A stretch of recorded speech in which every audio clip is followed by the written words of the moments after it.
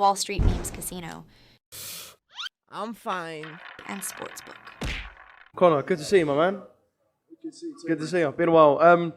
Yeah, there's nothing like a proper domestic dust-up, is there? And them two delivered tonight. Mate, that was incredible. Reece is a madman. What a fight.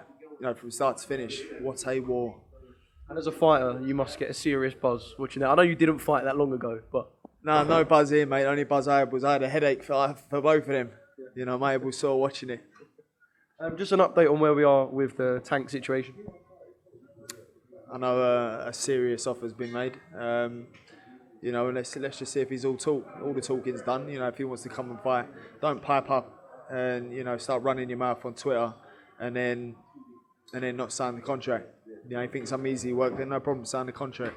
I spoke to Eddie a couple of days ago, and he said a serious 8-figure offer has gone into Gervonta Tank Davis. In your heart of hearts, though, obviously there is a lot of back and forth, not just with him, but with other people. Do you think that fight gets made? Yes, John. Do I think that fight gets made? Listen, I agree to fight anyone. Do you know what I mean? Ain't my concern. If 10, 11, 12, 13, 14 mil ain't enough, then stop piping up on Twitter. Do you know what I mean? Stay quiet. Stay at your house with your little tag on your ankle, with your house arrest, instead of piping up on Twitter. Is this becoming a bit more personal for you now? Because you've had a few people, haven't you, from I suppose that side of the pond after you come back and sort of chimed in a little bit. But when you see that now, is that just like, look, let's just get it cracking? It's cool then, no problem. Run your mouth on Twitter. Run your fingers, say, on Twitter. Do you know what I mean? Because I'm not really that guy for social media and all that. If you want to run your mouth, no problem. I'll fight you, no problem. You think you fancy your chances, no problem, we can fight. It's the same with Errol Spence piping up on social media. Well, let's make the fight then. Open to both? Open to him. We've tried the Furman, we tried the Barrios fight. Let's make these fights then. All you lot want to run your mouth on Twitter, well then let's fight then. You're telling me 10 to 15 mil ain't enough to fight me? Do you know what I mean? So it's like, okay, cool, if that ain't enough, then keep doing what you're doing. Focus on doing you. I know you actually want to fight, but is this just kind of doing you good anyway, the talk with all of these guys and people across the pond spouting and spitting at you? Is this just kind of doing you good anyway, even if some of them are fights that won't happen? Yeah, listen, it's a blessing because, they're mega fights and, they're mega names. Gervonta, he's a great fighter. Devin Haney, great fighter. Who else there? Errol Spence, great fighter. Do you know what I mean? Mac, great trainer. Yeah. So for me, it's like, all right, cool, then let's fight. I don't know why all these modern day fighters want to jump on social media, but then when it comes down to actually fighting, they don't want to fight. We tried to, and I've said it numerous times, called for the Ennises, called for the Furmans, called for the Barrioses, called for the... It's like, what more do you want me to do? Let's fight then. You say I'm easy work, you say I'm light work, no problem. Fight then. With all these megastars obviously calling your name and the back and forth, obviously you mentioned there about it does you good, but does it get to a point where eventually you have to pull the trigger because you want to stay active and keep fighting? Is it almost going to be a bit of an anticlimax with you from going from talking to them big names to potentially, lesser names? Like, who are the alternatives if you don't get a Gervonta? We see a lot of people domestically calling your name, but I know the numbers for them fights will look a little bit different for a Gervonta Davis and Errol Spence. It's not even that. I'd say domestically, there ain't really any massive names apart from Eubank, Smith, Brook, and they're not in their prime, for me. So it is going stateside for me. That's where I feel like the near future is where the fight's going to be because it's all the Americans, the top American names.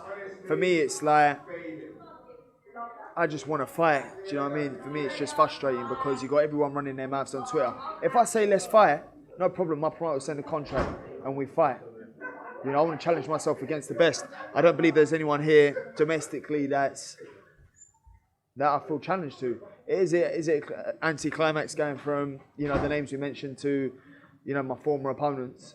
Extremely. It's hard to get up, it's hard to get more. Listen, I train hard always. Yeah. But come fight night, that fear factor ain't there, that adrenaline ain't there, them nerves. It's like a glorified sparring session. I've got to ask this. I spoke to Eddie and Frank a few days ago, and they said there's sort of a bit of light at the end of the tunnel with this appeal thing that's going on now. And I suppose you're in a way a little bit relieved, whichever way it goes, because you can just draw a line under it. You've been given any indication on when this sort of day will come and what the outcome will be? Yeah, very soon, man. That's all I can say. You're talking a matter of weeks. You've got to remember I won the first hearing. Was cleared by the WBC, won the hearing. They chose to appeal So, you know, I'm extremely confident in our position. For me, it's just so hard having this all just hanging over my head constantly. It's just there. It's just the biggest burden, you know. My whole career, I've been able to just focus on training. My team have managed to just enable me to just focus on training. So when you have this hanging over your head and then having fights that are nothing fights, but just to keep me active, it's really hard because, you know, I'm ambitious and I want to challenge myself against the best. I want to fight the best. I want to climb the rankings. Mario Barrios for the WBC interim, no problem. Eubank, because it's a big fantasy fight. Gervonta fantasy fight. Haney no problem. I'm there for it. You know, so I don't want to stay static. I don't want to stay here. I get you ain't going to get knockouts every fight, but I want that. I need to test myself, man. You want to know as well that you can, I suppose, for you, who's got a big a fan base over here, you want to fight in the UK and continue that legacy. Do you know what? This is home for me. You know, as much as I've done an American tour lately, for me this is where I need to be, man. This is where my supporters are, and I feel like my supporters have really been through this with me. You know, emotionally, physically, seen the tears, seen the laughs, seen the cries, seen the success, seen the rise. You know, I really do feel like I want to give back to the people that have supported me, and that's me fighting here. That's me fighting at home. You know, before I was a little bit bitter, resentful, you know, at the whole situation, but you know, that's part of the process that I've been through, and you know, I'm grateful for everyone that's carried on supporting me, continue to support me. You know, I love every single one of you, man, and my priority is getting back here and fighting in front of my supporters. Can I just ask, was it a heat of the moment thing when you said, I will never fight in the UK again, that's me and the UK done? Or was it something that genuinely at the time you actually believed? I don't know, man, 'cause I wear my heart on my sleeve. So when I say something, I don't say it for saying it. You know, I meant it. It was like, God, like I'm your boy. I represent you. I am you It was guys. a very volatile situation in general, the whole thing, wasn't it? So Yeah, but I wear my heart on my sleeve. So what you see is what you get. You know, could I hold back my emotions and, you know, just be you know, blank for you guys and hi guys, yep, no problem, see you guys. No, I'm not that guy, you know. I am what I've always been this way, you know. So for me, it's like I'm always going to carry on being that way. You know, I'm not gonna be a mug and pretend to be something so people like me, or pretend to be. I am what I am, you know, and I'm vulnerable to the public and what I said I meant at the time. Do I regret it? Massively. Did I paint everyone with one brush? Yes, I did. You know, it was the media, it was my own organisation, it was hard, man. But I tell you, I do regret it. I want to fight it. I love my supporters, and yeah, it's just heat of the moment, emotions, and it's just one of them things. Nothing I can do to change it now. So what's been said is said. Do I wish I could go back and tell a 26-year-old how to deal with this and what to say and what not to say? 100%. But see you later, mate. But what do you? I ain't taught. just one more thing. One fight it's not going to be, at least next, is Devin Haney. How good of a fight though is Devin Haney and Ryan Garcia? You're not a fan? Yeah, no, I'm a fan of the fight. It's a mega fight, but I do think Haney wins the fight. In my opinion, I think Haney's a great fighter. I think he's just been tested at a high level.